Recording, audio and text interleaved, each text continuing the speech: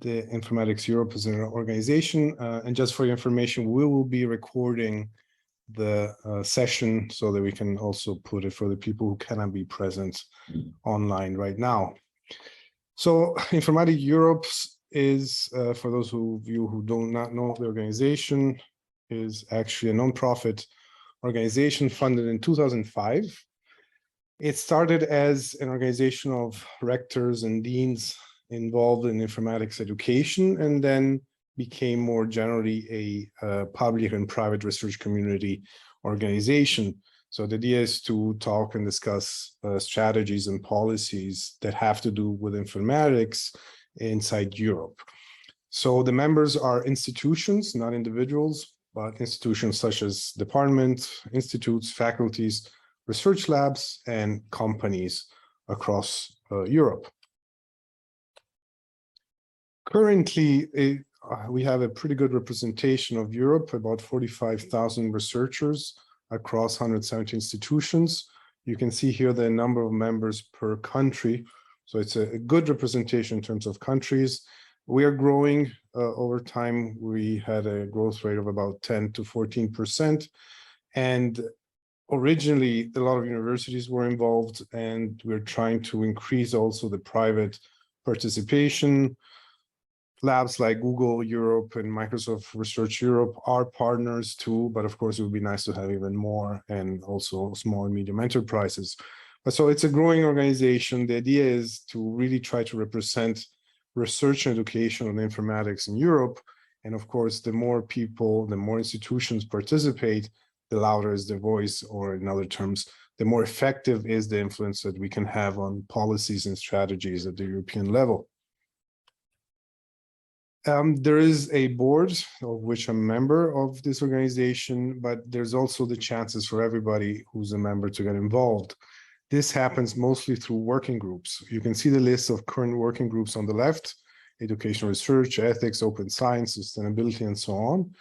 And the idea is that these are open to any member. So if you have some expertise, some talent, and especially interest in any of these topics, you're absolutely welcome to join and provide your support, your help, your knowledge, your network for these topics. The one on diversity and inclusion is the specific one who is organizing the webinar of today. And many of these working groups are done in partnership with other groups, organizations like Digital Humanities, Informatics for All, but also with projects, for instance, European funded projects like UGAIN, Inclusion for You, Ethics for You, and so on. So the idea is that all the members are absolutely welcome to participate and help and support Informatics Europe, and yeah, just be active members, let's say. The Society has a meeting which is yearly. This is the European Computer Science Summit. In 2023, it will be in Edinburgh in October, and the early registration is still open. It is not a technical conference. It is rather a place where we go to discuss strategies, policy issues, and things which are relevant for informatics in Europe in the next years. There are a number of keynote speakers. You can find the list of the past keynote speakers of the past. And also all the working groups typically go there to report on the current activities and discuss the future activities. So it's also a good moment or a good way to get involved in those working groups if you actually can participate in person. So I hope, I mean, there's not too many people participating right now, but also people who see this maybe offline later, do consider registering for this event, and then we can see each other face to face and talk about how to make Informatics Europe and informatics in general for Europe more better. Now, this was not the plan. Sorry about that. Okay, here we are. What does Informatics Europe do? Well, what is going on here?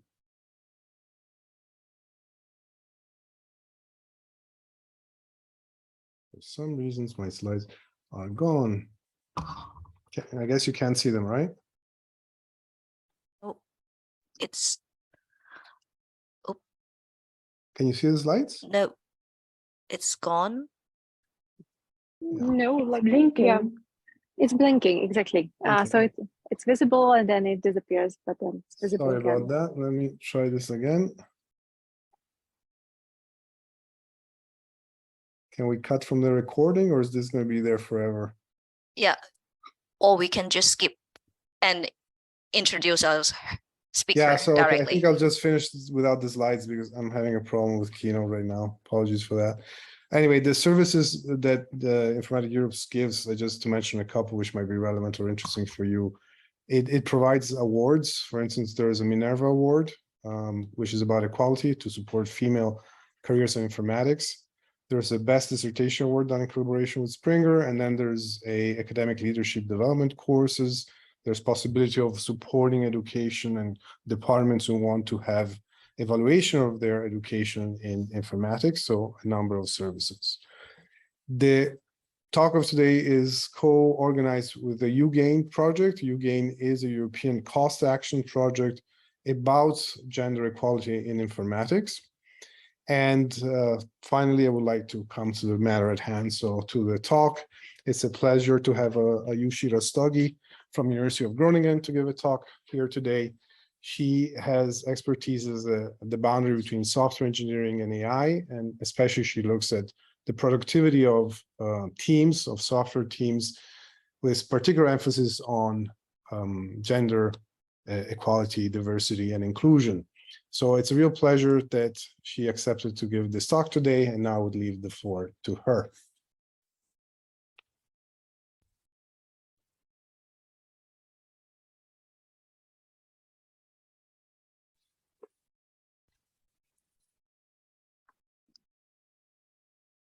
Hello, everyone. Thanks, Marco, for the introduction. As briefly introduced, today I would like to share my work and experiences around the challenges and opportunities of gender inclusion worldwide in the case of open source software. And it's my pleasure to present this for Informatics Europe's webinar on gender equality. So let me start by just briefly giving you a brief introduction about myself, what I do. I'm an assistant professor at the University of Groningen, and I mostly work on solving problems that are relevant to software industry, but also society. And for my research, I rely on software data. And you can think of software data as something that is generated while you are either developing software, or when you are using software. And this data has a lot of signals which can tell you insights about what might have been going and how can we improve it better. I'm also a member of IPN and Informatics Europe's group on equity, diversity, and inclusion. And IPN is a representative body in Netherlands, while Informatics Europe, as Marco introduced, represents several institutes all over the Europe and more. So in this talk, there are two elements that I'm going to focus on. First, I'll try to describe or characterize the current state of gender diversity as it is in open source software. And second, how can we build inclusive communities? Basically, what actionable things that we can do. So just, as a teaser or an initial peek into what you may find, some of the insights we observed were that there is a marginal rise in gender diversity, with Eastern Asia and North America leading in terms of diversity. And then we also described several challenges and opportunities where the research and even several other participating stakeholders, including the software industry and government, can have a role to play in order to improve diversity. So I'll start this talk by making a remark, and of course, feel free to counter it, is I believe that if we have to make a better software and society, it has to start by making better software teams. And of course, while the link may not be so obvious, in the coming few slides, I'll try to describe why this is the case. So whenever I think about software, I think about this pottery making class. And the reason is that software in the current world, given its pervasiveness, has a very important role in shaping the society. It is influencing how we interact, how we socialize, and even today, how we are all in distinct places and listening to this talk and so on. And while software has such a foundational role, I believe that in order to make better software, we have to understand the forces shaping it. And now, no surprise, who are the people who are behind the design of the software? These are the various stakeholders who in various capacities are coming together to make the software. It could be the government policies, but it could also be the industry with a need. But at the core, it is those software teams which are sitting together and translating these visions that we have into reality. And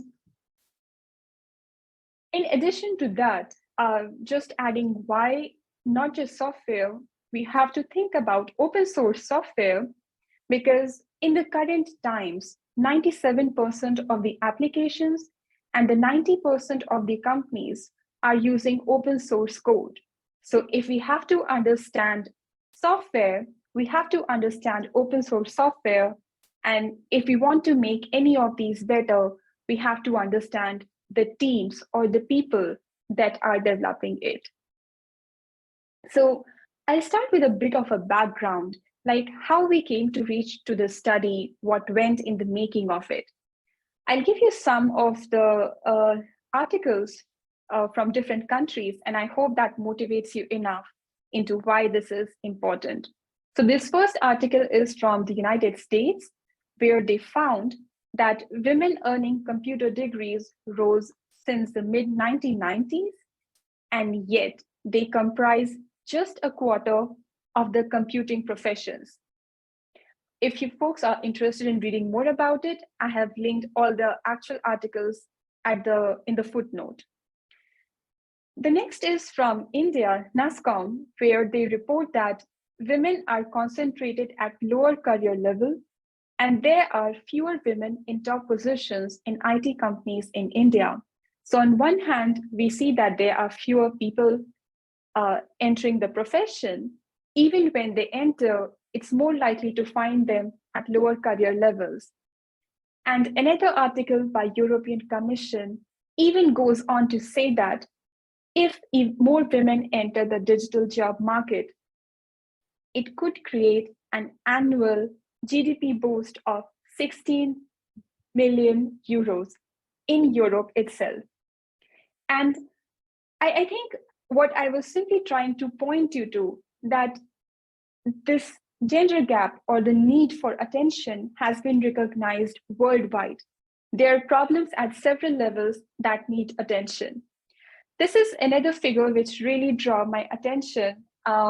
It's also by European Commission, which shows the gap in the gender pay across different countries.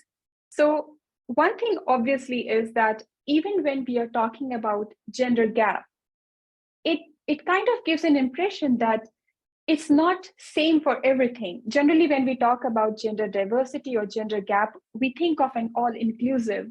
But this one simple figure shows that even across different countries and even within Europe, it could simply vary what gender diversity means. And this was also pointed by another article by European Commission, which found that the digital and online engagement can shift across geographical regions in addition to the gender. So these were like examples in general, and now I'll quote some examples specific in software engineering, which have inspired this research. So talking about the gender, it is one of the first inspiring work that we noted was that there are no differences in the work practices of men and women developers. And yet, there is another study which shows that the contributions from women developers are less likely to be accepted.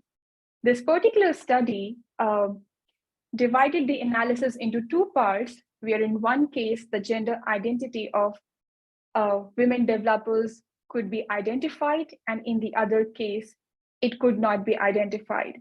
And they observed that the cases where the gender identity was identifiable, the chances of code contributions acceptance was less, while when their gender identity was not identifiable, they had a higher chances of code acceptance in comparison to their male counterparts. And this was also witnessed in the vertical and horizontal segregation of findings. Another series of studies found that the disparity in the evaluation of source code contribution is not just gender-based, it also varies regionally. So depending on which part of the world you're contributing from could have an influence in how your code contributions could be evaluated. And this further led to more series of investigations where people started looking for signals more related to geography. It could be ethnicity, as the next study says, where they found that white developers have higher chances of code acceptance than non-white developers, but even also the role of culture and so on.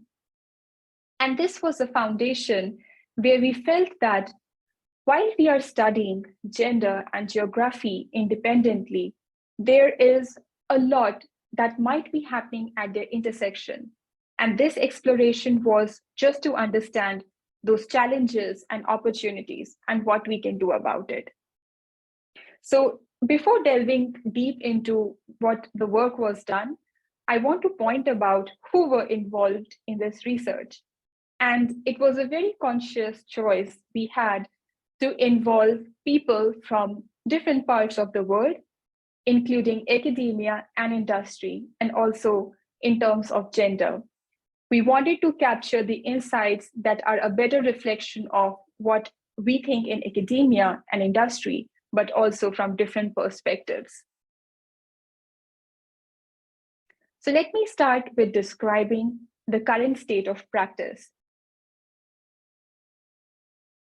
So in order to measure gender diversity in open source software, we mined the archived software data on GitHub. For those who might not be aware of GitHub, it is currently one of the widely used web hosting platform for software projects. Of course, today now it's being used for so much more than software development, but currently it's home to one of the largest code base and the biggest developer community worldwide, with participation from hundreds of countries all over the world. So for this analysis, we identified 21,456 software projects, which were not just something developed for, let's say, a classroom project, are widely active and so on, but some of the other features that were very important for us was that we could, to some extent, reliably infer the location, but also the gender of the participants.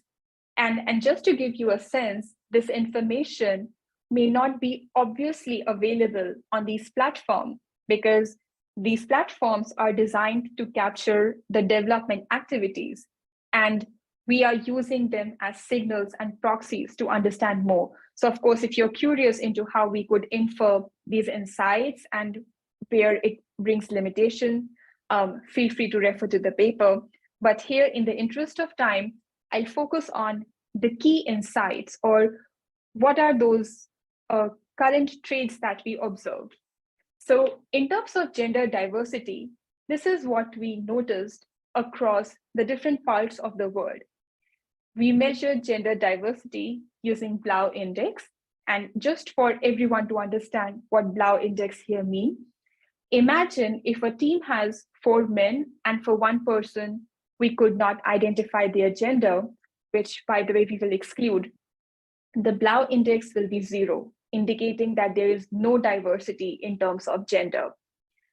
But imagine there's another team in which there are 2 men, 2 women, and 1 unknown. In this case, the Blau index would be 0.5 because among the 2 participating genders that we have in this exploration, they are represented equally. And as much as we are talking only in terms of men and women, we very much acknowledge that there are also non-binary gender. But I think in the current format, we are limited by how the existing techniques and technologies can help us identify the other genders more reliably. And that's why we very much limit ourselves to this analysis. So now that we have this range where 0 means no diversity and 0.5 being the maximum, I think now it makes more sense to see what these different numbers represent. So as you may see across different parts of the world, the gender diversity index is different, not statistically different, but still different, but they are still very less. So on such a large scale, on this platform where we can measure, we notice that the gender diversity is generally low worldwide. That being said, we also decided to see that over the years, so many initiatives have been made.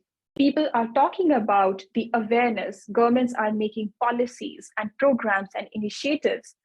How has it impacted our understanding of gender diversity, or how has it influenced in general? So to capture that effect, we computed the diversity index at 2 different points in time, one in 2014 and the next in 2019. And in 5 years time interval that we looked, we noticed that there has been a very marginal improvement, but there is a slight change in terms of gender diversity improvement. And you may see here on the top that in the last 5 years, the 2 regions which have been leading in terms of gender diversity include North Africa and Sub-Saharan Africa, while the countries which are lowest in the list are Western Europe, Australia, and New Zealand. So this is just to give a sense of how these different regions perform, but also a wake-up call for all the regions where so much more can be done to improve gender diversity. And that brought us to our next investigation, where we were curious to understand that maybe now more women are entering the open source, maybe more people are joining GitHub. So for the duration of 5 years, we computed what percentage of new entrants belong to different gender.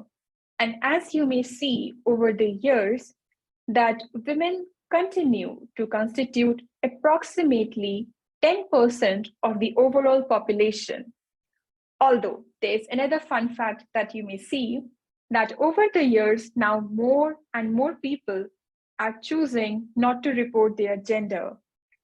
Now, there could be several explanations. One simply could be that maybe people now know that knowing their gender identity could have influenced the outcome, and hence people choose not to report, or maybe people are just bored by the number of surveys that they receive from researchers that they now just refrain from. But jokes aside, I think at least from what we know about gender in terms of men and women, we don't see an increase in participation from women in open source projects over the years. And that's something we definitely can focus on. When we were doing this analysis, which is at the intersection of region and gender diversity, one of the pressing questions that crossed our attention was that what does it mean to improve gender diversity? Or what does it even mean to improve regional diversity? And this prompted us this question that could we believe that if we are, for instance, improving gender diversity, maybe it also improves the regional diversity. And we computed this analysis for different regions and even at different levels of granularities. And what we found that even though there is a statistically significant relation, the effect size is very marginal and marginal to negative. something which we at least noticed from the current trend of the data is that teams which are more diverse in terms of gender are not necessarily diverse in terms of geography.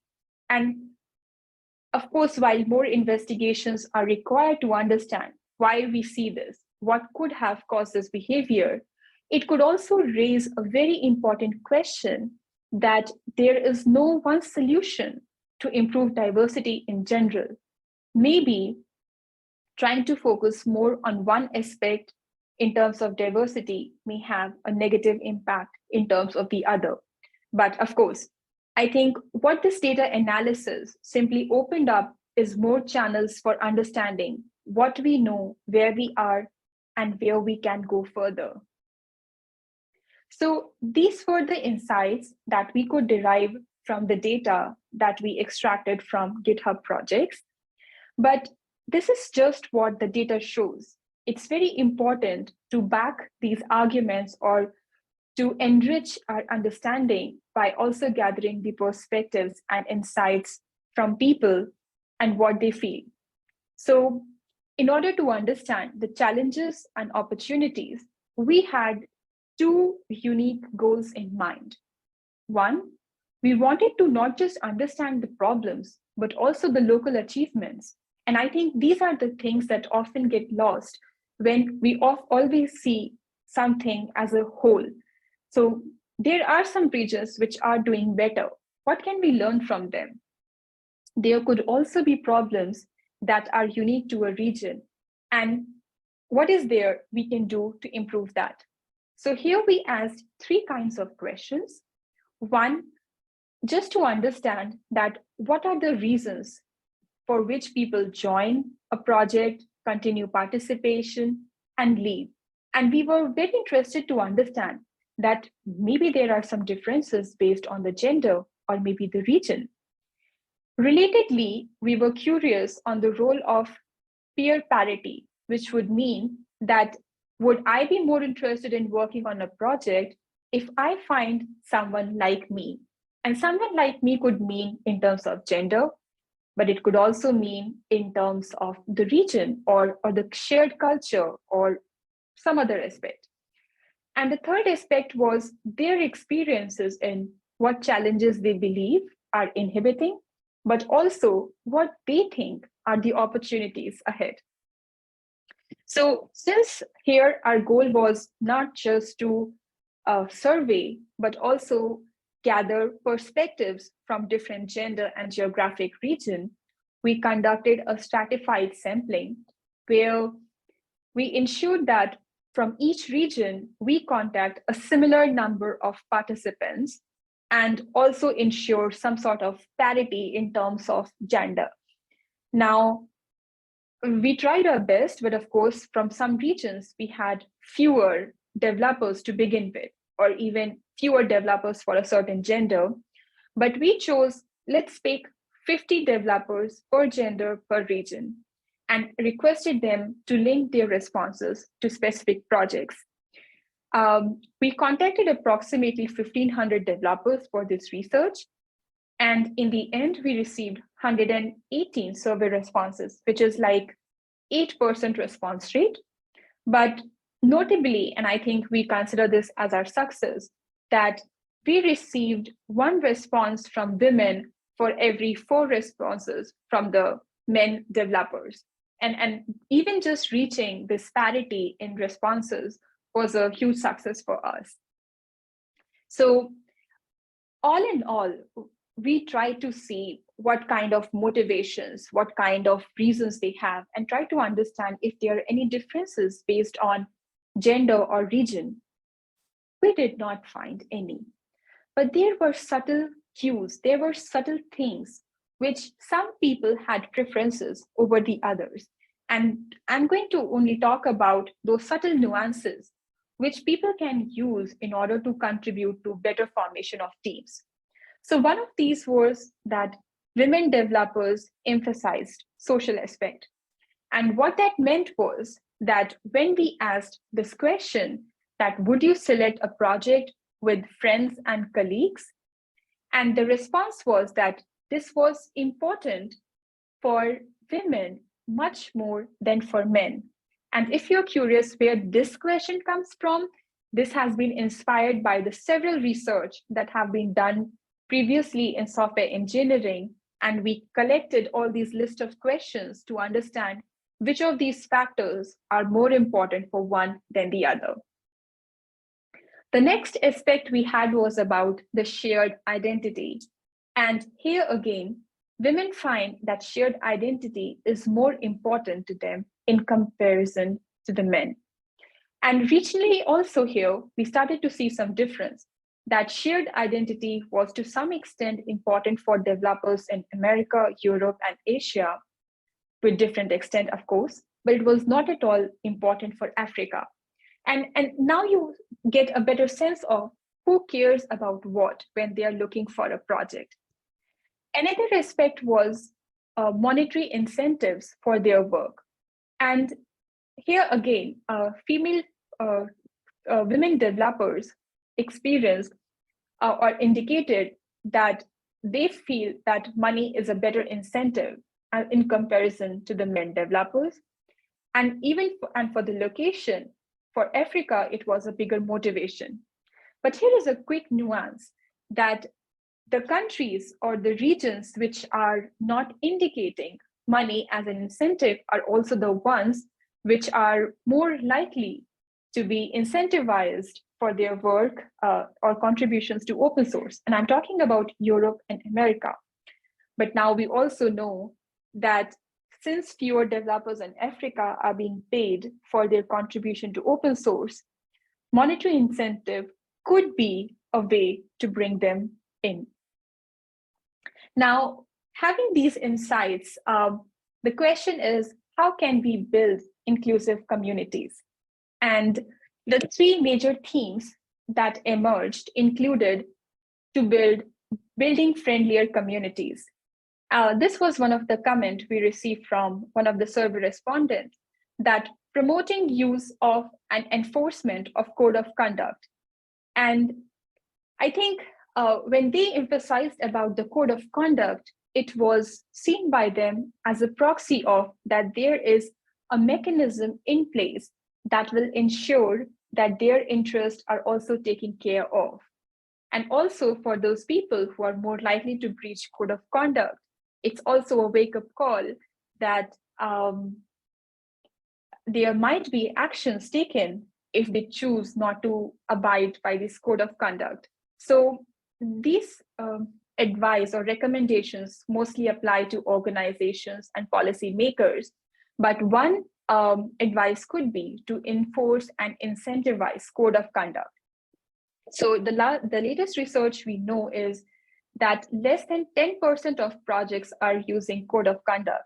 So for instance, if there are incentives for the adoption of code of conduct, it could perhaps encourage the people from marginalized communities to also join the project. But there is a catch. There is a chance that while there is a code of conduct, it may or may not be enforced. And that's where it becomes important to also have some sort of social metrics for self-evaluation of the community. So we are thinking of something like a Glassdoor, where people can share their experience, or maybe just some sort of matrix which can be used to assess the quality and can limit the misuse of the code of conduct. Another thing is highlighting role model. So one of the survey responses we received indicated that we want more women reviewers, more women acting directly on the governance of large open source projects. And this kind of made us believe that people are looking for the role models. They are looking for someone who they look up to be in those positions of responsibility. And here again, our advice is for the organization, but also policymakers to think about the following, that can we implement some proximity-based mentorship, which could mean that finding someone in your region who could perhaps is in a position of responsibility and can inspire you offline, not just always online. And even creating these small channels and networks could really encourage participation from regions and gender who are marginalized in those projects. But another thing could also be to even highlight the role models from these underrepresented groups. So if I can give an example from GitHub, they have this page called GitHub Explore, which highlights the key achievements, the best that is going on. And one simple solution could be to have a section for highlighting the role models from these underrepresented groups. But there could also be other channels just beyond GitHub and maybe even applicable to other platforms, like having talks where they can describe their experiences so that other people from the same shared identity could also feel inspired to work in the informatics. The third aspect is research with social consideration. And I think this is where it's a call for researchers where they can help. One is project recommendation systems. So in the current settings, the way project recommendation system works is that, if you like a user, if you follow their work, it's likely to recommend projects that they use. And of course, this project has merits because you are likely to find projects that are of your interest. But if we think also from the social point of view, could the recommendation also include that, hey, this project has X% developers from your region or your gender? And this would already be a motivation that, hey, this is a place where I'm more likely to feel included. I have a community, I have a shared identity. And these kinds of it's a change in perspective in how we are building the tools, how we are building the technology that has to be used for future. Another could be simply improving the documentations automatically. So one of the barrier to entry is, especially across regions, is where the documentation is not available in your regional language, or where there is almost no documentation. And here, these automated tools or solutions, which can provide some insights into what this project works about, or this is about, could already be an incentive or be more attractive to those people who want to contribute, but cannot because they just don't understand what's going on. And the third aspect is about developer assignment. And I think this is very crucial because in the current way the technology is being developed, the focus is on speed. We want to make the most accurate decision. We want to find the most the expert on a topic. And as a result, we end up picking the same people again and again, providing limited opportunities to the newcomers, providing less space for doing challenging tasks to these people. And a lens that could be taken is that, can the algorithm also include to distribute challenging tasks, not just based on experience, but also based on their interest, also based on who might be interested in those topics. So this was a very software engineering specific call, but if we talk about even other fields who can take inspiration from this research, I think one aspect is to quantify and set baseline. So simply by measuring using the indicators that are available in the field could be helpful in assessing the change over time. What we observed in case of GitHub and open source software was a marginal improvement, but it still gives a ray of hope to continue further, to make better processes, to make better plans, and so on. The second, of course, is to create awareness so that we can make concrete observations to alleviate these diversity issues. I think one of the reasons and the key forces of having industry involved in this project was to make sure that the suggestions or the advice we come up here could also be applied in practice. And finally, in-depth regional exploration. If there is one thing that we learned here is that even though while by and large the challenges developers' experience in different parts of the world or based on gender might be different. But the solutions to enable them or the solutions to make them feel included could be very regional specific. So if we can take into these cultural nuances by studying the specific aspect of the research, it will be very empowering, not just to that region, but also to the community as a whole, which is currently more inclined to believe that the issues related to gender or geography are like a one big bunch. And taking into account these considerations or these cultural nuances would lead to solutions that work for the diverse need of diverse audience. So now that we have discussed this, I'll give a very quick brief summary of everything that we discussed so far before we jump to the last slides. So in terms of the state of practice, we noted that there is low gender diversity across the regions worldwide. We also noticed that since 2014, the time where we first recorded the changes, there is a very small improvement in gender diversity. Of course, there is a long road ahead to where we want to be, but there are regions where there is a huge improvements in terms of diversity, and this includes North America and Southeastern Asia. So I guess this is a place where Europe in general may have to think, what can we do as all in order to promote diversity? And we also provide 3 key action items of what we can do to build inclusive communities and who could be the various participating stakeholders for this. So to develop friendlier communities, we are looking at the community itself, but also organization. For highlighting the role models, again, we are looking at organizations and initiatives that can enable these things.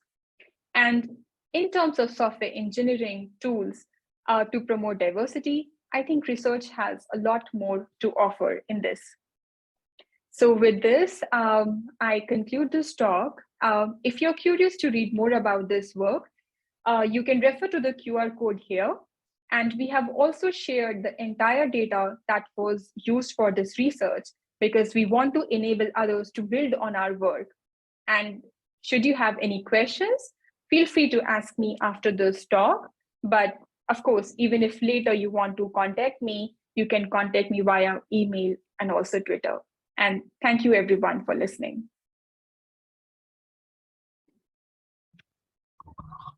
Thank you. Thank you for your talk. And indeed, we have some time for questions. I see one hand which is raised. Yes, it is me. Yes, thank you very much. It was such an interesting talk. So nice to listen. I'm looking forward to having the recording available on YouTube. I think it would be very nice to share it with more people because it's very, very interesting. I was wondering, it was very interesting to hearing about those different things that are important to different genders and especially to women. Barbara, I guess you're muted. Yes. Sorry about that. I mistakenly clicked on that. So one of the things that was interesting to me was when you were speaking about the shared identity. Could you expand on it? Like, is it that like how like what kind of like shared facets you believe that are important for women and they search for in terms of this shared identity and beyond that could help them to engage in these projects? Yeah, thanks, Barbara, for the question. So when I refer to shared identity, it can have different meanings in different contexts. So in the case of gender, it could be simply looking for someone same gender as yourself. Mm-hmm. So during this survey, we asked not just women developers, but also men developers, to what extent is this important? And that's where you start to see the differences start to emerge because there are already few female developers. For some, it is important and to some extent encouraging to know that there are other female developers in the team.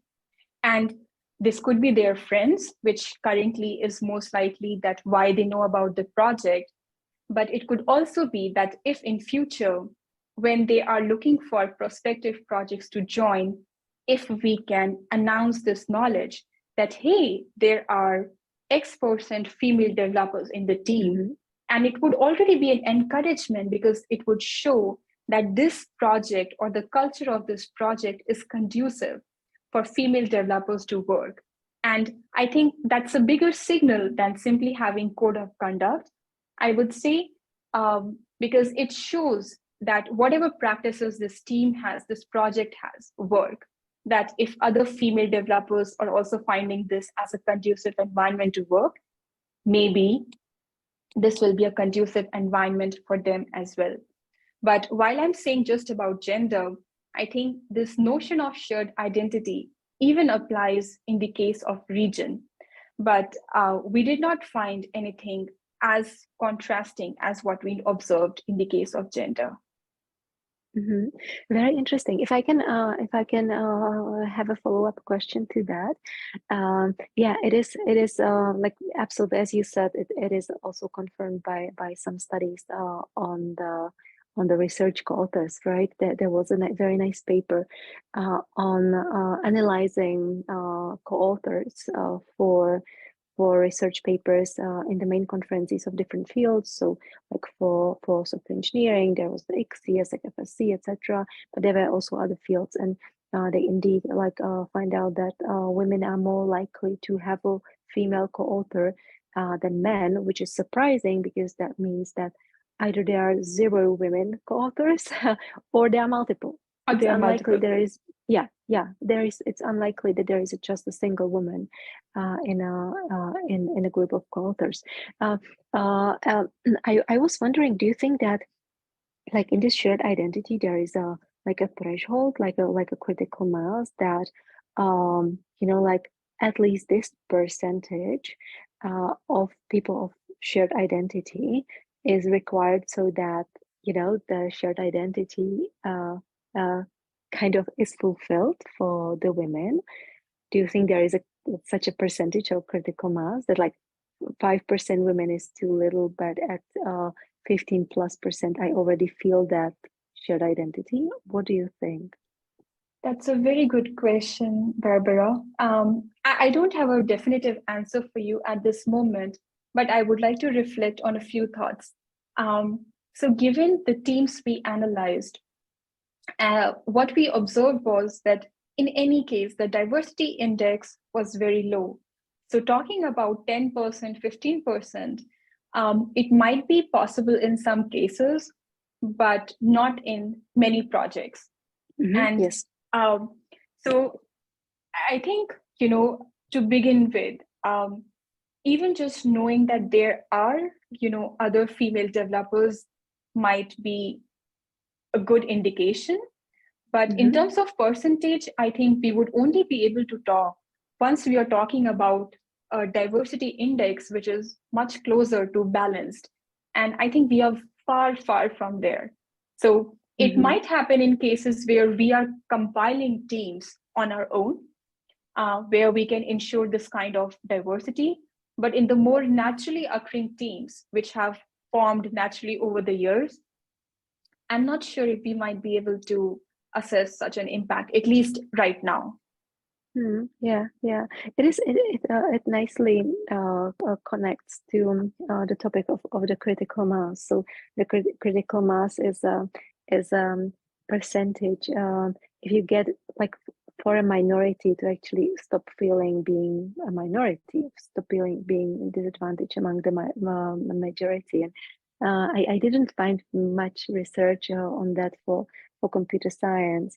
Maybe you have read some studies. When I was trying to research it, like what is the critical mass for women developers or engineers over which they actually the situations start to kind of balance or resolve itself spontaneously, then there are different studies doing this in other fields. For example, women in politics, or women in leaderships, like women in boards, or then other ethnicities among the majority, etc.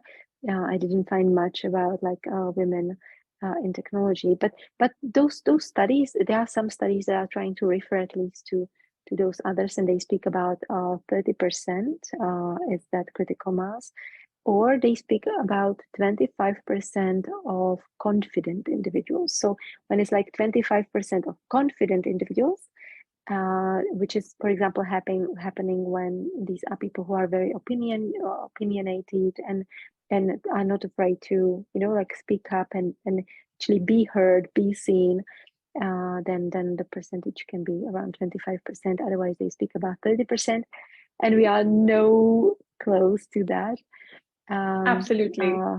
Yeah. Did you read some study or somebody thinking about what would be the critical mass for open source? Like when you reach that, the situation kind of resolve itself? That's a good question. I haven't heard of studies which talk about critical mass, but I think a part of the problem could again be the fact that we don't see that much of that many projects which have a critical mass to investigate. But yes. I'm sure, I think first step, if of course we have to start these investigations, could be from student projects, trying to make teams where we can understand at what percentage of critical mass does it get more convenient for people with different perspectives to be able to express themselves without feeling the pressure from the majority of that. But yeah, I'm sure like these would be some of the natural next steps where informatics has to go. But we are really looking forward teams to become more and more diverse, and not just in terms of gender, which again, we currently have a very narrow definition to just talk about men and women, but also in terms of other aspects that are important. Yeah, absolutely. I would like one thing that I have found, for example, when I was doing this, like trying to find some clues for the critical mass.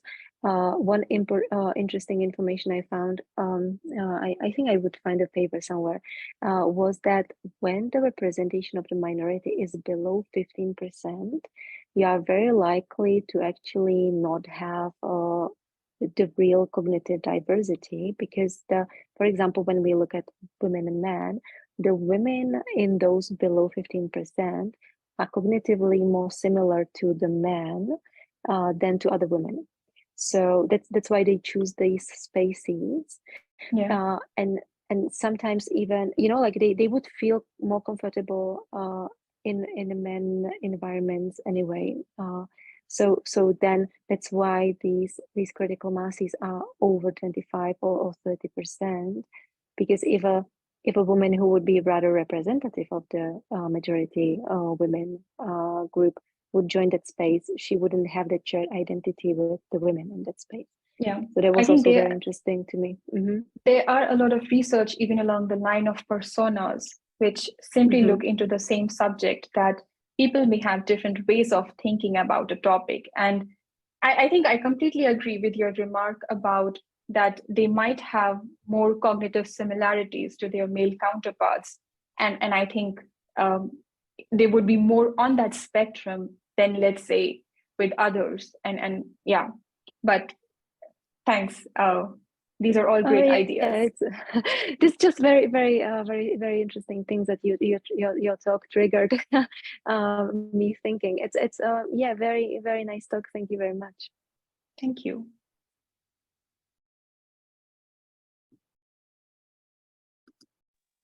It seems yeah, we have a technical yeah. We have a technical issue again. But if we have no more questions, thank you so much for participating in this webinar. And thank you again, Ayushi, giving us this today's webinar. Thank you so much, Kate. Thanks everyone for joining. Thank you and have a nice evening. Bye-bye. Have a nice evening. Bye. Have a nice evening. Bye.